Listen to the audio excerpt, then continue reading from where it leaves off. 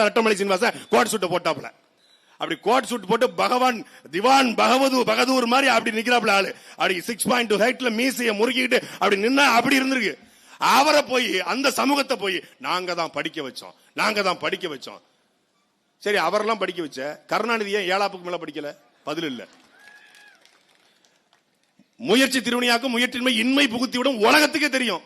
முயற்சி திருவினையாக்கும் முயற்சின்மை இளமை புகுத்திவிடும். யாரு? உங்க ஐயா ஸ்டாலின். எங்களை எல்லாம் படிக்க வச்சுட்டு எங்க பறையரை படிக்க வச்ச, எங்க வன்னியரை படிக்க வச்ச, எங்க நாடாரை படிக்க வச்ச, தேவரை படிக்க வச்ச, எல்லாரையும் படிக்க வச்ச. ஏன் ஸ்டாலினை ஒழுங்கா படிக்க வைக்கல? அப்போ இங்க ஒரு தேவை என்பது என்ன? புரிதல். புரட்சி இல்ல, புரிதல் தேவைப்படுது. புரட்சி செய்வதற்கு நாங்கள் தயாரா இருக்கிறோம். ஒரு புரிதல் மக்கள்கிட்ட தேவைப்படுது. என்ன புரிதல்?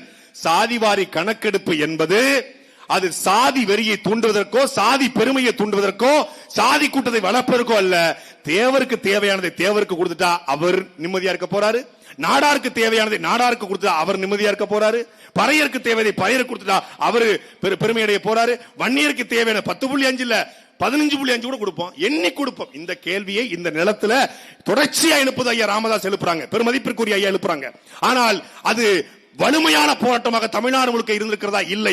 இந்த நிலத்தில் இந்தியா முழுக்க ஒருத்தனுடைய குரல் ஒலிக்கிறது என்றால் அது எங்கள் செந்தவன் சீமானுடைய குரல் மட்டும்தான்.